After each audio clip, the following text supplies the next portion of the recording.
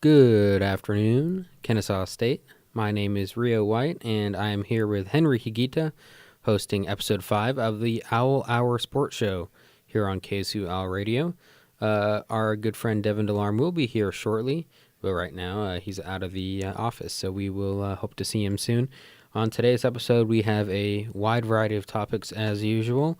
We'll start out with talking about sports here at KSU, including the big football victory last Saturday against Jacksonville State. And after that, we'll delve into some other topics, including local sports, as well as Atlanta United and the United States men's national soccer team, who are playing tonight in a big game. And Henry will have a lot to say about that. So, let's get started, everybody.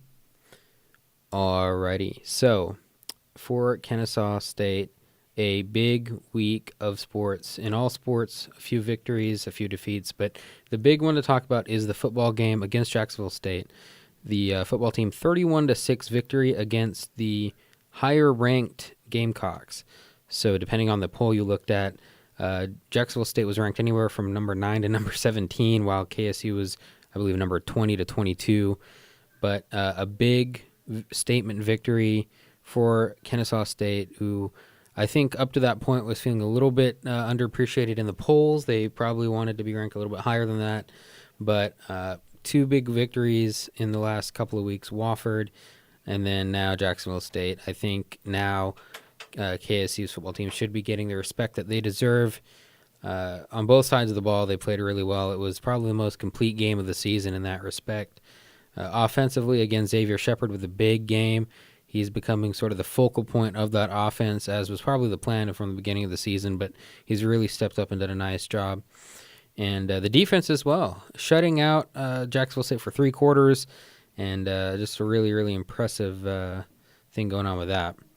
So let's talk a little bit about that stat line today as we talk about the football team. So if you look at that, the rushing attack, once again, was a focal point. A little bit lower total for the rushing attack. They're usually above that 300 mark, which is amazing to say is their standard. But they did have a total of 279 rushing yards against the Gamecocks. But Shepard was the leader there. As a quarterback, he had 131 rushing yards and really, really got that offense going when they needed it to happen. But let's talk about the defense, who really held Jacksonville State to only 75 net rushing yards. They had 104, but also lost 29 yards.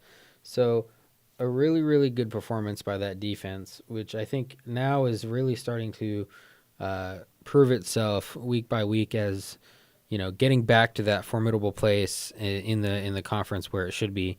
And now, for sure, opponents, especially after this victory against a higher-ranked team, a lot of the other conference opponents should be concerned about going up against this defense. The only cause for concern was the passing defense did give up 212 yards, not the hugest total in the world, but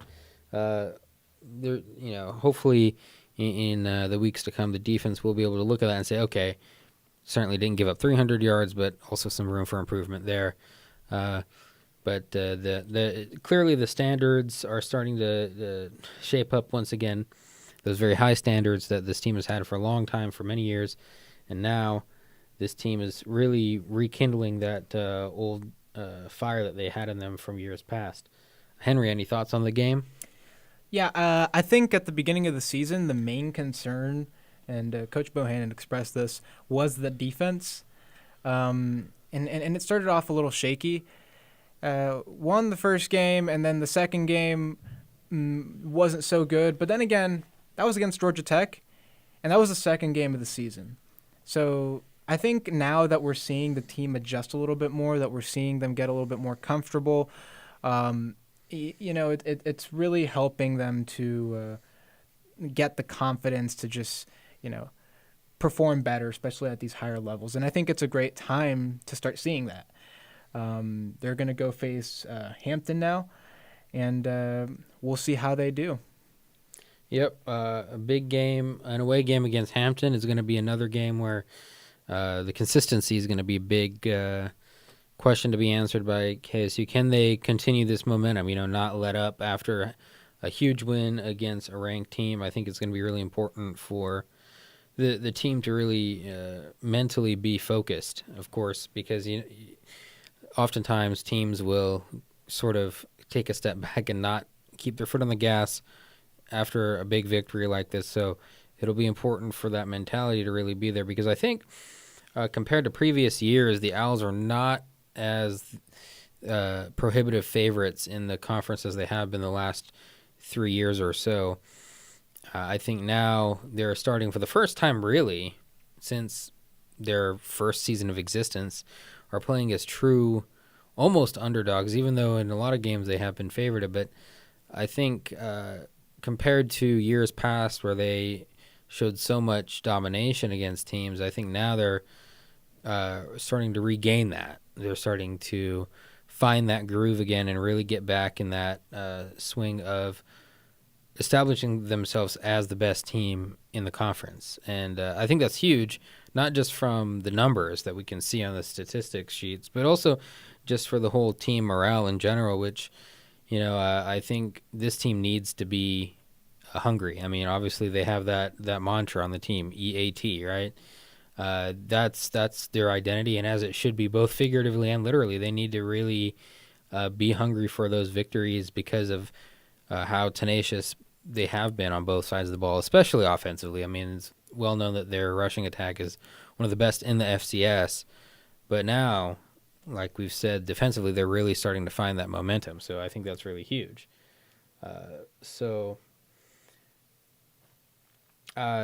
Once again, the plank was out during the game. 2 turnovers for KSU's defense. I mean, it was another big performance where the defense is really starting to really become more opportunistic week by week. They're starting to find the weaknesses, very specific weaknesses in the other team's offense, which we had seen back in those 2018, 2019 days when they were really, really dominant. And I think this is a really really important thing for that defense. Besides that, we got some other sports to talk about. I think one of the most interesting results of the past weekend in sports was women's golf, with a really, really solid performance at the Jupiter Women's Invitational in Port St. Lucie, Florida.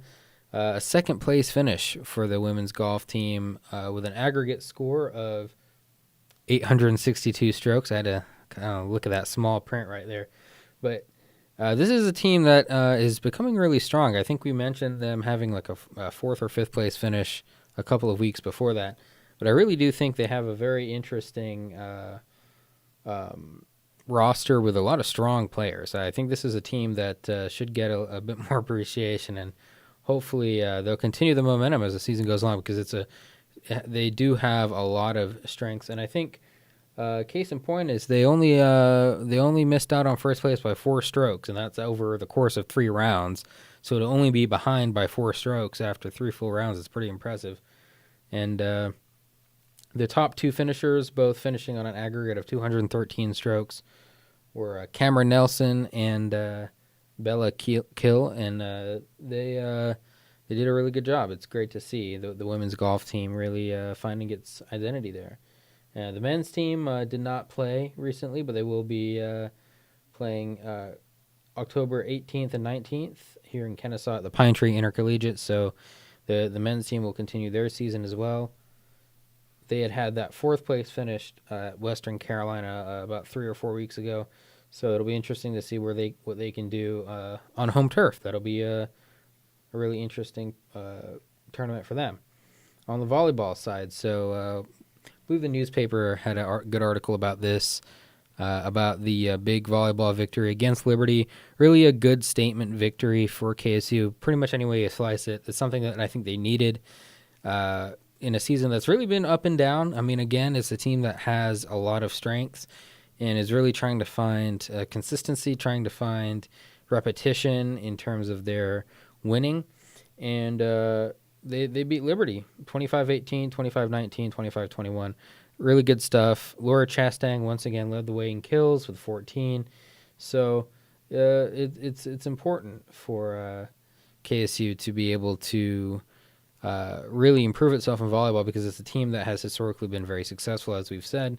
But they have a tough next game against Florida Gulf Coast University, which is traditionally one of the better teams in the conference when it comes to volleyball as well as basketball. But in any case, with volleyball, that's going to be a tough game. It's going to be away in Florida. That'll be tomorrow night at 7 o'clock p.m. But it might be a chance for them to really come together and see what they can do in terms of really late part of the sets, because a lot of the sets that they've had, both winning and losing, have been quite tight, and which often happens in volleyball. You get two teams that get up to 20, and then it becomes a little bit of a war of attrition.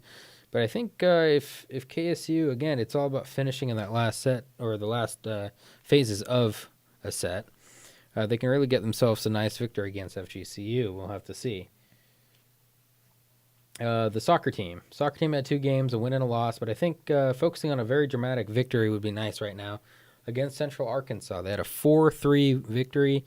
Really a really great all-around performance, but I think the person that a lot of people are going to be talking about is Ebony Clark, who now leads the team in goals in general, but had 2 really nice goals against a good Central Arkansas team, a really tough Central Arkansas team at their stadium, and that was great. It was a back-and-forth game. Started out with the Central Arkansas goal followed by a Clark goal, and then one by Macy Rainwater, so it was 2-1 KSU at the half, and then Central Arkansas scored again, making it 2-2. And then just 4 minutes after that, it was 2-2 after about 48 minutes. And then 4 minutes later, Kendall Higgs for KSU scored again, making it 3-2. And then later in the game, it was 3-2 KSU, but in the 78th minute, Amanda Walsh for Central Arkansas scored. So according to the rules, or I believe, of collegiate women's soccer, and I've noticed this a couple times, they have what they refer it to as an overtime period, which is quite interesting, and which is not the usual for soccer. But in any case, Clark came through and scored that goal and got KSU the 4-3 victory, and which is great. I mean, it's a team that has really shown a lot of interesting adaptation. They've won some really important games. They've fallen in a few others, but it's a team that has a lot of definitely a foundation for them to be better than their record, which is right now 5-6. Because after the victory, they did lose. It was 3-0 to Lipscomb, but they will be finishing out this road stand tonight at Florida Gulf Coast in Fort Myers, Florida, against FGCU. They will be coming back on Sunday to play a home match against Jacksonville. So this team, just one more away game, they can come back home and hopefully get on a bit of a winning streak.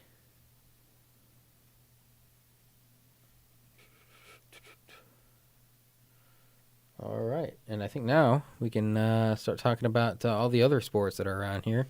We'll start out with our man Henry with Atlanta United, and right before he starts, I'd like to say hello to Devon. Thank you for coming in. What's going on? Thank you for having me. Absolutely. All right, Henry, what's going on with Atlanta United? A lot of exciting stuff right now.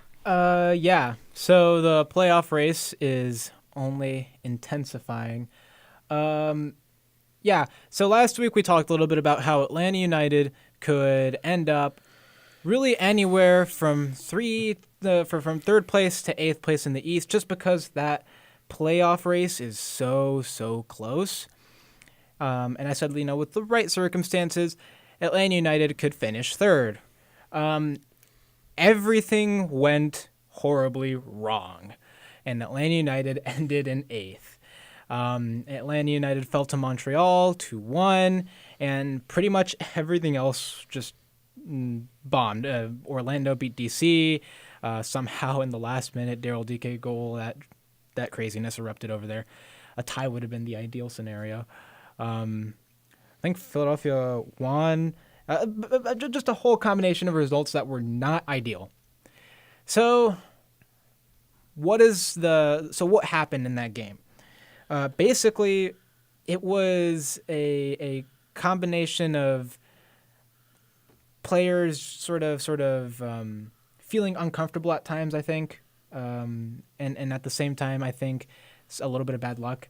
Barco Ezekiel Barco almost had just like a goal of the week moment where he got in, he dribbled past one, he dribbled past two, he dribbled past three, took out the keeper, chipped it, and it hits the crossbar.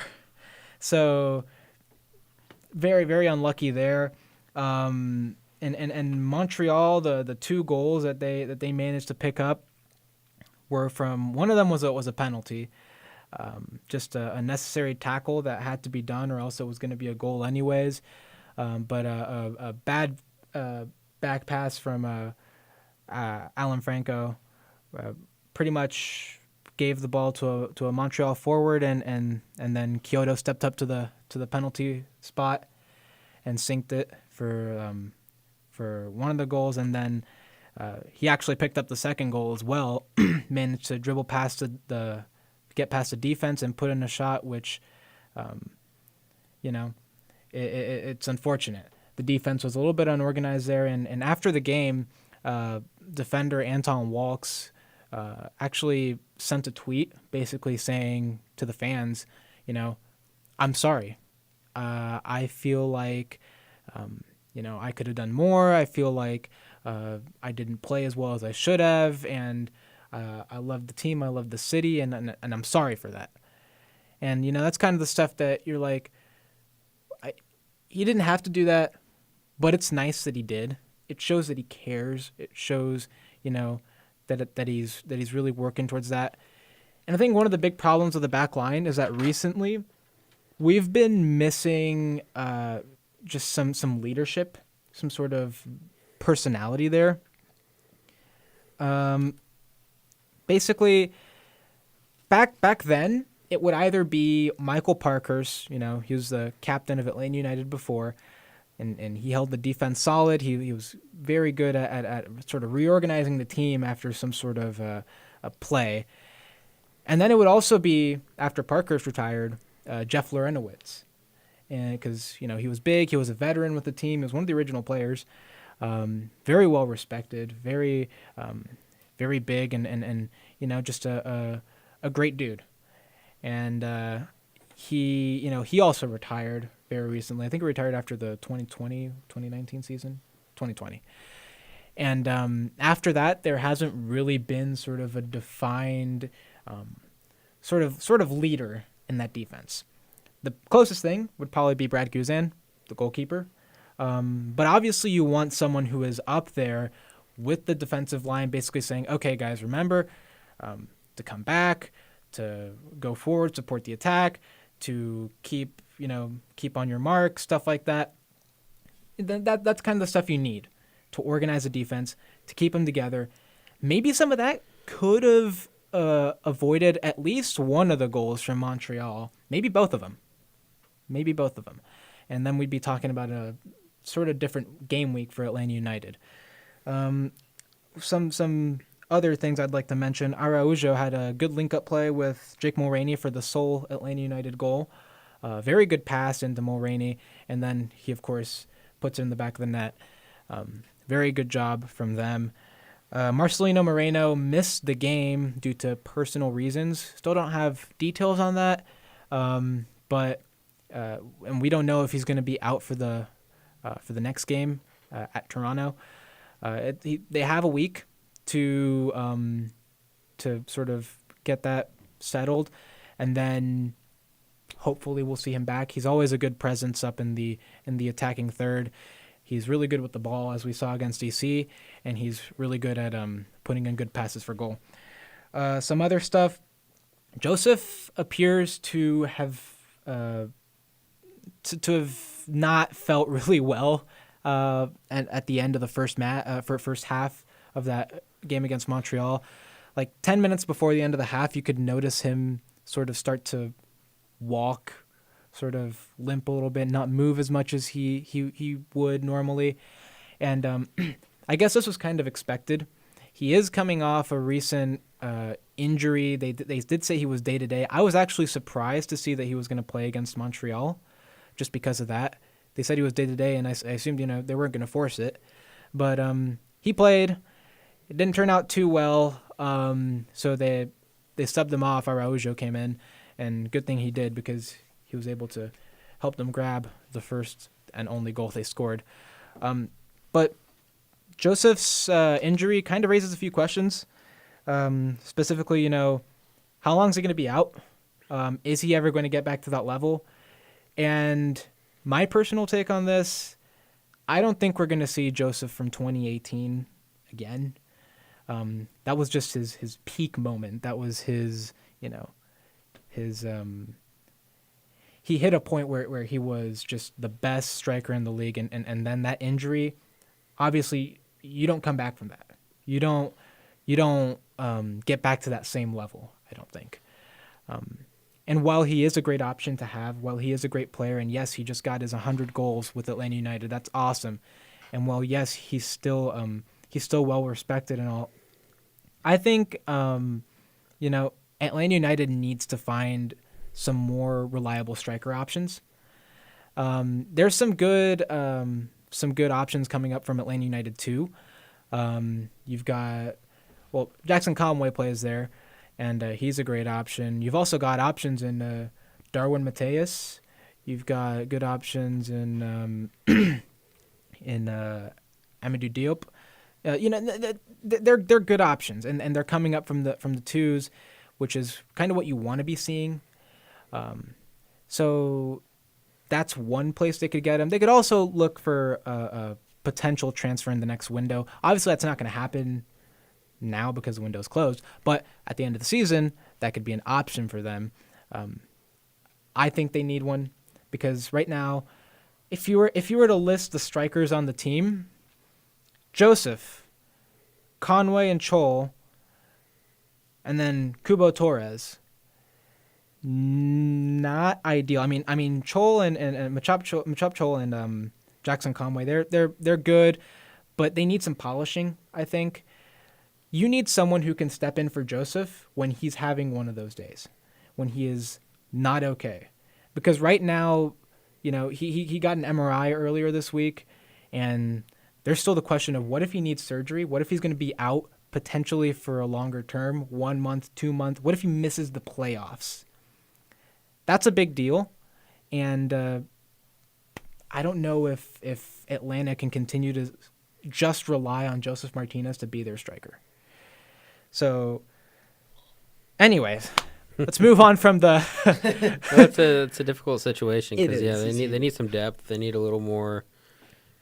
Depth is probably the best word to use there because they are just trying to rely on a guy who isn't at 100% and won't be probably for the foreseeable future. Yeah, because they've problem. They've got good players, and see the thing is, you will watch the game, and you will see some plays where you're like.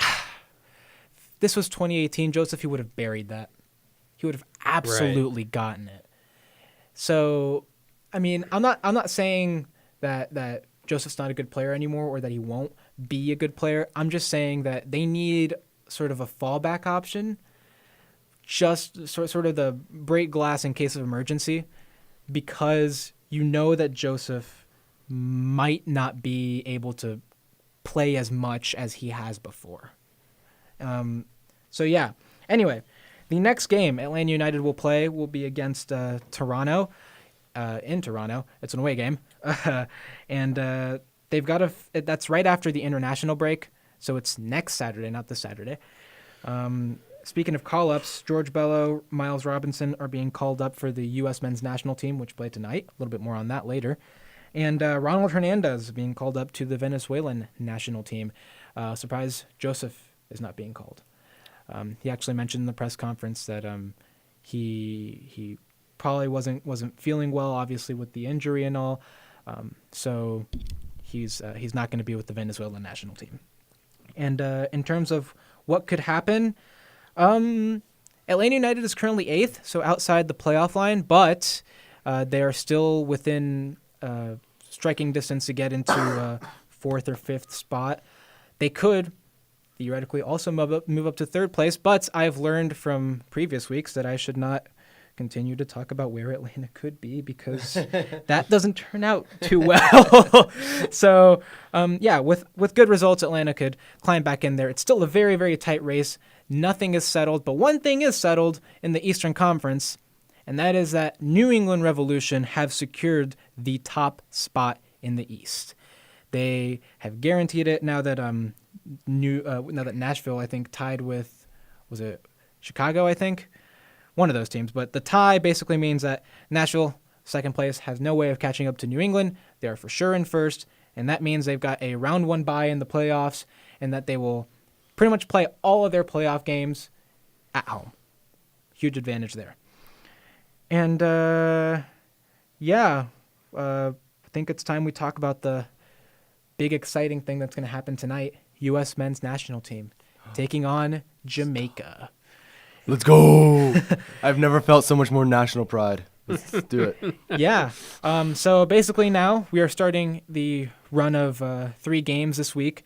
We're starting tonight against Jamaica, and then we will go from there on Sunday against Panama, and then next Wednesday we will play Costa Rica. 2 very tough games. But let's talk about tonight. Tonight we got a big night. Weston McKennie has been revealed as starting against Jamaica. That is huge.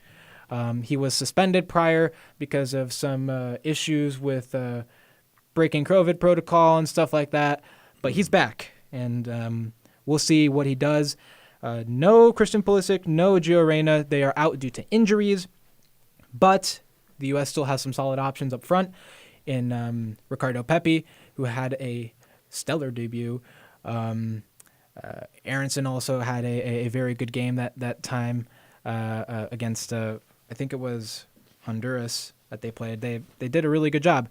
So we'll see what they can do. The U.S. is currently tied for second in the World Cup qualifying standings for CONCACAF. They're tied with Canada. Now Canada happens to play Mexico tonight, and Mexico is first place. So if Mexico and Canada tie, United States has a chance to sort of jump into the lead or sort of get the jump on both of those teams. And that's great. But we'll see. In terms of what could happen, Jamaica, some of their star players are not going to be able to come over. They play in the Premier League, and there is a travel restriction for players coming from the United Kingdom. Frankly, I think they might keep some of their big players on the bench, maybe rest them, because really their big games are going to be they're more important. I don't mean to say that the U.S. is not an important opponent, but that probably the games that they have they feel they have a better chance at that could really affect their standings are the games against Canada and Honduras, which are their other 2 games in this this month. So they might keep some of their big starters on the bench, let them rest, and then play them in those games. We could see the same from U.S. because Jamaica's at the bottom of the standings. They are in 8th. And the U.S. then has to go face 2 teams which are right behind them. Panama and Costa Rica are 4th and 5th respectively. So they have called up some of the big players, Gianluca Busio. We have seen they've also called, I think Brooks was called in the defense. We had some Kellen Acosta. We could see some of them not start just because they want to save them for the next game, and that's a smart decision. But we'll see how that turns out. And just a reminder, there are 14 World Cup qualifying matches in total for each team. After this, the U.S. will have played their 6th of 14, so they're almost halfway there. And as we start approaching the end of that stretch, obviously the results are going to be way more important. So while they're closer right now in the table, they probably want to try to put to get up in the lead, pick up some points, get some distance, and hopefully we'll be seeing the Stars and Stripes in Qatar next year. And that's what I got. Awesome. All right, so we're going to stay and talk about a couple other American sports. And then we got some breaking news out of England to talk about toward the end of the program. But for now, let's focus back on the NFL and the MLB. So I'll do a short little brief spiel about the MLB, which the last week has been just all over the place. Oh yeah. Crazy playoff situation. So the first thing that, of course, shook out was the whole situation in the American League East. Unfortunately, the Blue Jays, a very good team, didn't make it into the wild card, and the Mariners from the West didn't make it either. Unfortunately, they had a great season as well. So there was that really dramatic Yankees-Red Sox game, and the Red Sox coming out on top on that, and just a lot of drama in baseball. All right, Devon, you look Devin's pumped like up. really excited. Look pumped up, Hey, Devon. any day the Yankees lose is a good day in America. Oh, we got I just gotta say. anti-Yankees. I just gotta say. That game was individual. exciting. Like I've watched that clip of where it's like it was like Yeah. the almost home run, but it doesn't go Yeah. over, and then they get it and they throw it all the way to home to get the guy out. That's insane. It was insane. Culmination of a lot of really good games between the two teams towards the end of the regular season, and then that dramatic wild card game between the two rivals. I mean, it's October, it's baseball. That's some really, really good stuff. And now that was just the beginning of the playoffs, and now we're gonna have a really, really exciting rest of the playoffs. Devin, do you have any comments about that game, wild card game? Right Like there? that was just like overall just like an insane game, and just seeing everything break down and just like watching it. It was just like a left and right, just like what's gonna happen next. Get your popcorn. This is going down, and then the Yankees lose, and you go, man, just like it just brings a smile on my face. All right, Like, if we have any Yankees listeners here, Sorry, Probably tuned out by now. I like, get a load of this guy. apologize for.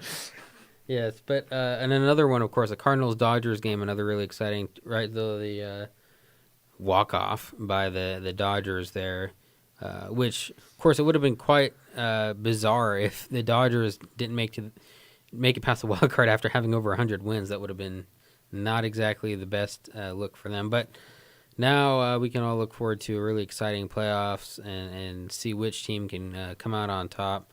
And, of course, here in Atlanta, we're all looking at the Braves. The Braves. Mhm. Braves Brewers. I think this is going to be a really tight series. The Brewers generally have looked better as a whole throughout the season, but the Braves have been down but not out. Don't count them out kind of a team the whole season.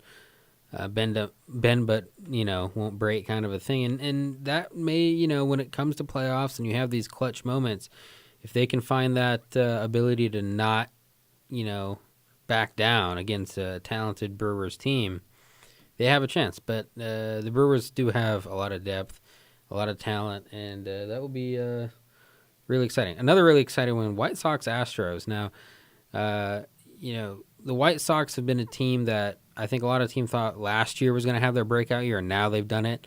And the Astros have kind of been a persona non grata since the whole trash can scandal. But they have a totally different team now, which is strange, but still really good. I mean, they have some of the same players, but they now have Dusty Baker as a manager. Now they have a totally sort of different feel to the team, even though they're still winning their division. So the Astros maybe can actually win without cheating. We'll have to see. Remains to be seen right there. But and then of course Red Sox Rays. The Rays, they're gonna know that the media is gonna be focusing on the Red Sox, and even though the Rays got to the World Series last year, they're gonna really be playing as not even an underdog necessarily, but as a team that has a smaller market and won't get as much attention. So we'll have to see about that. But now the unfortunate proceedings that happened to the Atlanta Falcons over the weekend. A tough loss to Washington for Atlanta. That was tough. They had the lead. They kind of had that, and then it kind of didn't happen. Well, so. they had it, and then they lost it, and they had it, and they Yeah. lost it, and then they had it again. That's And then they lost it. it's a vintage Falcons scenario, Yeah. the inescapable Falcons scenario. But a lot of great stuff. What did you observe over the weekend? That was Devin? just like the Falcons game for sure. I had that on, and I was so stunned most of the time. Okay, well, hey man, I love the Falcons, but I also had Scary Terry on my fantasy, so I had to kind of go for. I was like, Taylor Heineke, if you're gonna throw the ball, throw it to that man, and he did, and that's all he threw it to. And I was shocked the Falcons weren't like, maybe we should cover this guy. Maybe we should put. What a concept. What a concept, right? Yeah, man popped off. I got to give it to him. Washington really showed up this game. I don't know where anyone's defense was because that was just deep ball after deep ball. Yeah, I think they just It was decided like, to not really. defense was like, I don't know if you really want to do this anymore. But Which is so interesting because, from that point of view, it's like Matt Ryan isn't. I mean, he's still really, really good, but this is not the Matt Ryan of 5 years ago. And this Heineke guy's new on the scene, so you'd think the defense would be kind of excited for this, but no, they got burned both ways. Everyone did. And it's like, you look at this Washington defense, who's supposed to be a solid, top 10 defense, is falling apart off the Falcons. It's not like Calvin Ridley's having a fantastic game. He's not, and then Kyle Pitts had a few catches. It wasn't anything special. It really came down to those no-name guys catching these touchdown passes. And it was like, I think it was a very offensive, well thought out offensive strategy for the Falcons, but I think the Washington offense came out ready to show out and was ready to take control of the game, which they did. Yeah, I think probably the most unexpected result, or maybe just the most chaotic result, was the Giants beating the Saints. Oh yeah. At this point, I'm not really sure how to explain the Saints other than that it's a really talented team that is so up and down in terms of results that I don't know how to describe it. It's really hard. I mean, you look at these guys and you go, okay, they have talent some places. Other places obviously could improve. That wide receiver depth obviously could be better. But I mean, it's like 1 week you're on a high and you're like, dude, these guys could make the playoffs, and then you look at another week and you're like, are these guys even gonna have a winning record? And so when you lose to someone like the Giants, and no shame to Daniel Jones, one of the best games I've seen out of this man in a hot second. Yeah. It was still a very shocking result. I mean, 27-21 was just not the result you want to see, especially as a New Orleans fan. Well, and statistically, they weren't. They really almost had a better game, although not from the passing point of view. They gave up 400 yards to Daniel Jones. Props to him, but the confusing thing is they it was a typical Alvin Kamara game. He had over 100 yards, and Winston did fine, but it just wasn't. It was a strange performance overall for the Saints. I'm not really sure, what to say about them going forward, but hopefully some semblance of consistency for them. Any other games that you observed, Devon, that you have anything to say about? Well, I gotta say our undefeated team list has significantly dropped down to only one team, and that is the Arizona Cardinals. You can only sit here and look and go, wow, this is our MVP candidate right now, Kyler Murray. Yeah, this guy's on another level right now. This guy is going everywhere. Got to give props to my Seahawks, man, taking out the Rams, going in there, getting it done. Don't know what happened there. Sadly, I didn't get to watch that one. Or those 49ers, I'm sorry. Cardinals destroyed the Rams. You were so used to seeing the Stafford Cup connection, you just did not see it that specific game, and you can't help but notice like what happened here. And it was definitely an off game for Stafford. I think the Rams had the potential to win this game, had the potential to knock the Cardinals down, but they just kind of lost it. And so now the Cardinals hold that number one spot, loud and proud. Seahawks are in the last place, and it's a very tough division for them all around. But I give props to a lot of these teams. Really stepped it up. Really took out these undefeated teams. Patriots, Mac Jones had a great game against the Bucks. Ravens did really well against Broncos. Yeah. Ravens did do. They held their own, and they really showed them up and really showed them like these Broncos defenses. And well, I think for the Ravens, it's a big proving game too. They really needed that. They weren't quite the same vibe that they were a couple years back, but now they're really starting to get it all back. And I mean, I think that was important. They're coming off this Lamar Jackson MVP 2 years ago, and that's when he had like these fantastic games, and now he's nowadays he's kind of like he's good, but he's not what he once was. And we can only look at that and go. It's tough to live up to that It is. original hype, though. I think same thing happened with Patrick Mahomes, where it's like we're comparing him to Tom Brady, and now he's got a losing record. And you're just like, what happened, man? Like, where did this happen? And it's not to say, like, this man's still an MVP candidate. Yeah, it's not all his fault, but, At the same time, it's like. It's hard to. Yeah, and then, so jumping into some NFL news, can we talk about this Stephon Gilmore trade? 6th round pick. A couple of bizarre trades, but that one in particular. That one in particular, how does that make you feel that Stephon Gilmore, in the Patriots' eyes, was worth a 6th-round pick?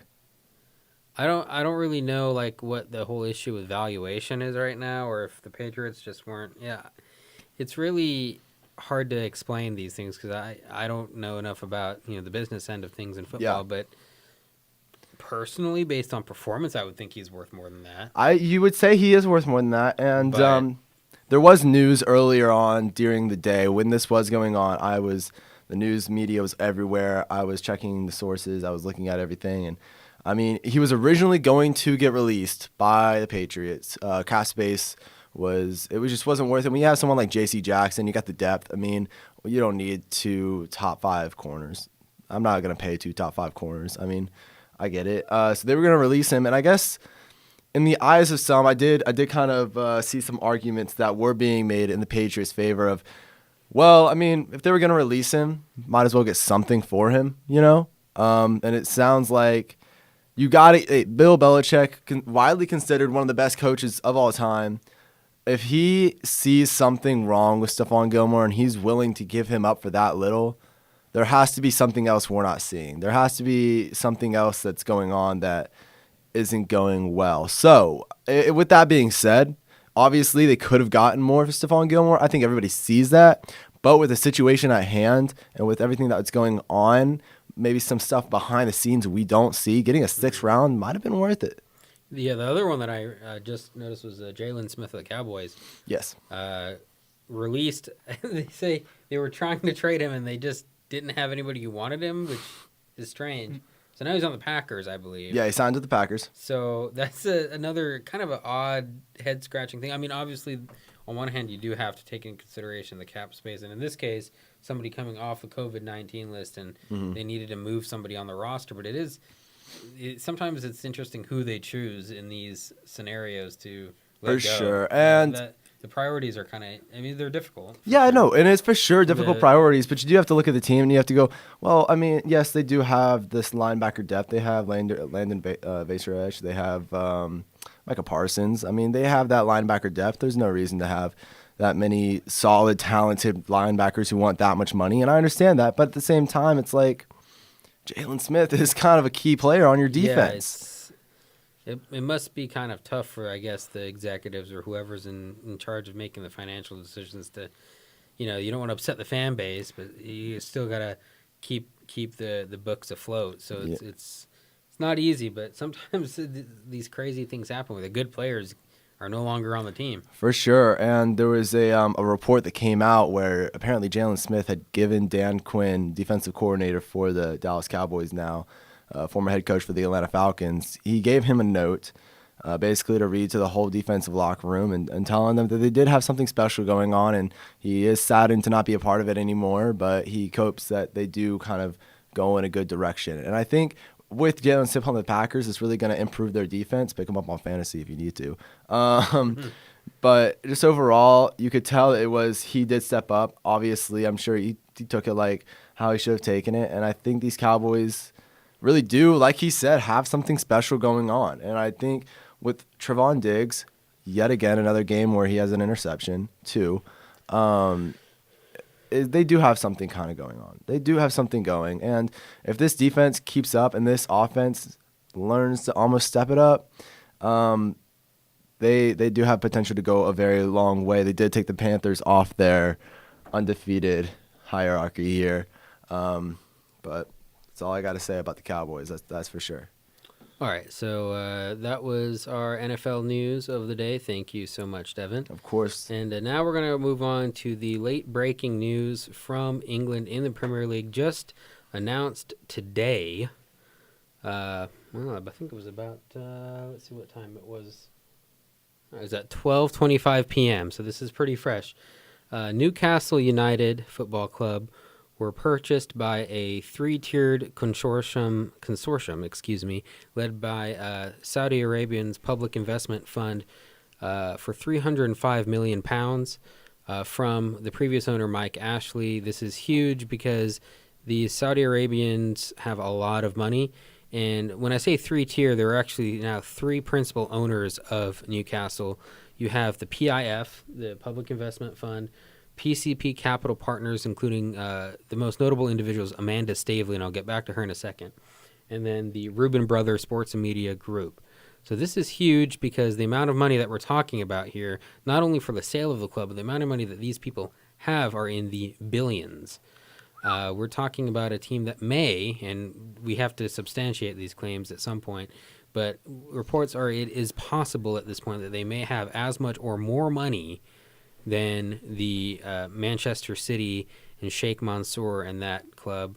Of course, the exact total remains to be seen in terms of what the actual funding is. But one of the biggest things about this is why this happened and who the previous owner was and what this means for the Premier League. So just a little bit of an insight. I'm going to be as objective as I can with this because I am admittedly a Newcastle fan. But basically 14 years ago, in 2007, a business owner named Mike Ashley purchased Newcastle United from the previous owners, who were two rich brothers. I can't quite remember their names at this point. Mike Ashley owns a sports apparel company called Sports Direct, as well as a few other companies, including more recently a grocery store chain called House of Fraser in England. In any case, he has a lot of money, a few $1 billion in the bank, not too shabby. However, the issue with Mike Ashley specifically was that when he purchased the club, he made all these promises about this team, Newcastle, who in the 90s had been a pretty successful team, getting to European competition and doing well in the league. He was saying, "Oh, we'll get the team back to that." Well, unfortunately, during that 14 years, Newcastle has been relegated 2 times from the Premier League. Has actually, oddly enough, in between that, got back to Europe once, and all sorts of other crazy things have happened. But because of how chaotic and, quite frankly, toxic his ownership has been at many times, and I'll get to the toxic part in a second because that's actually an objective statement. The fans have been very unsatisfied by and large, especially because of the 2 relegations. So what now? And how did this happen and when did this start? So actually the club, the Newcastle United, announced that they were up for sale in 2017 during the season in which they had already been relegated. So they were in the second tier of English football, the championship, and they announced at that point that they were for sale. And within the next 6 months to a year, there had been plans for Amanda Stavely of her PCP Capital Group to purchase the club in the range of 300 to 350 million pounds. But the initial offer was turned down at right around 300. At some point, she got backing from the Saudi Arabians as well as the Reuben brothers to become this 3-headed monster of executives with billions of dollars. And now within all 3 could invest that $300-something million instead of just her. But in any case, after a couple of turned down offers now, this newest piece of news was not actually building up over the last few weeks or even months. The last time an offer had been turned down was over a year ago, and since then there's really not been much news about this until yesterday. So between yesterday and about a year ago, nothing had been said, and then all of a sudden the news broke that they were very close to an agreement. Officially, Sky Sports and all the outlets in England had reported this. So now, officially today, in just the span of 2 days, Newcastle are now owned by somebody else. And the amount of money that's going to go into the club is substantial. So kind of going back to the whole Mike Ashley thing, one of the issues that a lot of Newcastle fans had, aside from the fact that they'd been relegated twice, was that he would only invest money, just enough money so that they would stay up in the Premier League for a certain amount of time. And then once they got relegated, he would give the coach money to get back up. But the reason he would do that is actually very specific. It's not just that he's not dumb. This guy makes a lot of money. The reason for this is when a team is promoted to the Premier League, they get a lot more money out of TV contracts and all sorts of little extra goodies that the Premier League offers to these teams. And it creates sort of this financial wealth gap between the big teams and the smaller teams. And when you get relegated, that can be pretty bad. Now, with Newcastle, since they had been in the Premier League, they had some money. But with Mike Ashley, he knew that, oh, well, crap, if I relegate this team, I got to get them back up to that level of the Premier League in order for him to make that same amount of money. So the only time he would ever invest money is when they were in that second tier.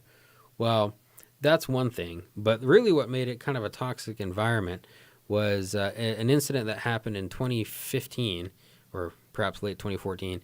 There had been an Argentinian player on the team named Jonas Gutierrez who had been on the team for many years and was actually just coming back from testicular cancer. And at the time, the club was not communicating with him very much and not offering him a new contract until the very last minute, and he felt quite disrespected by it. And it turns out that Mike Ashley had quite a bit to do with that just complete mess of a situation. So that, I think, was one of the, at the time, a final straw. And now many years later, many of the grassroots supporters at Newcastle have been, since that incident, have really pushed it forward to a point where it's about wanting the identity of the club back. It's about wanting some investment, not necessarily winning the league. I mean, now with this money, they might be able to do that. But, you know, for most Newcastle fans, it's about having a team that has an ambition. And many teams, I'm sure, many football clubs, you could talk about Blackpool, Portsmouth, also Blackburn. A lot of teams that have been relegated over the years want owners who have ambition, at least to try to get up, you know, to the Premier League and so on and so forth. So, but with that being said, you know, there's a new ownership, but it is important for me to also mention the other side of the story, you know, for the sake of transparency and objectivity. There is controversy because at this point it is not 100% clear whether this public investment fund from Saudi Arabia is directly connected to the actual Saudi Arabian government or if it's an actual separate entity. Either way, we're talking about people with billions of dollars, oil money, right? There is plenty of money involved. The question is, are these individuals who are involved with the PIF, are they directly involved with the Saudi Arabian government? And if so, what does that say about how much the Premier League cares about human rights, considering a lot of the atrocities that have been going on in Saudi Arabia and Saudi Arabia's foreign policy in their region, including Yemen? So that's a big question mark. And I think any serious football fan and in Newcastle fans, as they should be glad that they have new ownership. The concept of that is certainly not wrong, but the subsequent question, who is that new owner? Not just about, you know, what it is that you're getting, but who it is, that's important. So it's important, I think, for Newcastle fans to also look at that and say, wait, we need to start asking these questions. Because there have been ethical questions about British and football all over the world. You have teams like Man City and PSG and all these other teams owned with Middle Eastern interests, and you also have the World Cup in Qatar, and there are a lot of labor issues and labor rights issues that have come up, you know, with that. So it is very important to at least have these conversations and at least try to at least have some transparency with this, because it's all well and good to be overjoyed about new ownership, but it's also important to look at who these people are specifically. So with that, I think I'm pretty much done. And before I finish this off, I'd like to ask either Henry or Devon, is there anything else you'd like to talk about before we wrap it up today? I was thinking I could run through some other English Premier League stuff. Oh, absolutely, yeah. Yeah, so this weekend we saw some really exciting games. Manchester United tied with Everton, and interestingly enough, Cristiano Ronaldo was benched. Oh, yeah. So, yeah. That's right. That was a decision. Curious game, very curious game. Manchester United actually dominated possession, dominated the game, very close in shots. Ultimately, they couldn't pull forward, so they were both tied at 14 points for fourth place. Chelsea, a very dominant game, 3-1 over Southampton. With that win, they have now positioned themselves at the top of the Premier League table with 16 points. And, of course, the big game of the week, Liverpool and Man City, they tied at Anfield. A very, very exciting 2-2 draw. Manchester City was very dominant in the first half, just attacking, really sort of finding their groove there. And Liverpool lucky really to get to the half without being scored on. And then after that, Jurgen Klopp really must have said something, because Liverpool came on and immediately it was a big change.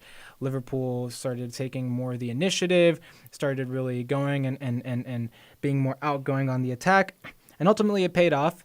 Mo Salah combined with Sadio Mane for their first goal, really good goal, and it began the final stretch of that game, which was very, very exciting, because 10 minutes later, Phil Foden would level the score after a very good pass from Gabriel Jesus. It was a very good pass, very good shot. Man City had been trying after that goal to sort of level quickly, and they managed to get it. Then at the 76th minute, Mo Salah strikes again, and after a very skillful run where he takes out like 4 defenders with impressive dribbling and ball control, puts up a shot, and it goes past the goalkeeper. It's a goal, 2-1, and just as all hope seems lost for Guardiola's team, they managed to tie it up. Kevin De Bruyne comes in with a big shot. Yeah. Once again. Once again, a big rocket to the back of the net to bring it level. Guardiola really celebrated that goal on the sidelines. That brought the game to a close. At the end of it all, dust settles. Liverpool is in second with 15 points, and Man City is in third with 14. It's gonna be very interesting to see where that goes, because it is very close, and we've got some good matches coming up. Not this week, but next week. Alrighty, thank you. And Devon, anything else you'd like to add before we wrap it up? No, I think I covered it all. Just a heads up, Calvin Ridley is out this Sunday for the Falcons. Tear to my eye. But that is it for me. Wait, speaking about the Falcons, Yes, I don't sir. know much about that other Yes, type sir. of football, but aren't they playing on the other side of the pond for That's right. They're playing a London game. Oh, that's right. Yeah. But it was worth mentioning. That's what the NFL. They're trying to dip their toes in like international waters. So Yes. It's I wonder how that is as a British person going to an American football game. I've heard they do pretty well in London. From what I've heard, I could be completely wrong, and everyone's just like, "What is this?" Do you think they eat American food at the American football game, or do they saw hot dogs or fish and chips? Fish and chips. Yeah, I was about to say fish and chips over I there. don't know. Yeah, that's a good question. So, any British listeners out there, let us know if you know Let us know what anybody- you eat at American football what do you games. eat at non-British sporting events. So, thank you so much, and I think that'll wrap it up. Thank you everybody for listening, and this is Rhea White with Henry Higuita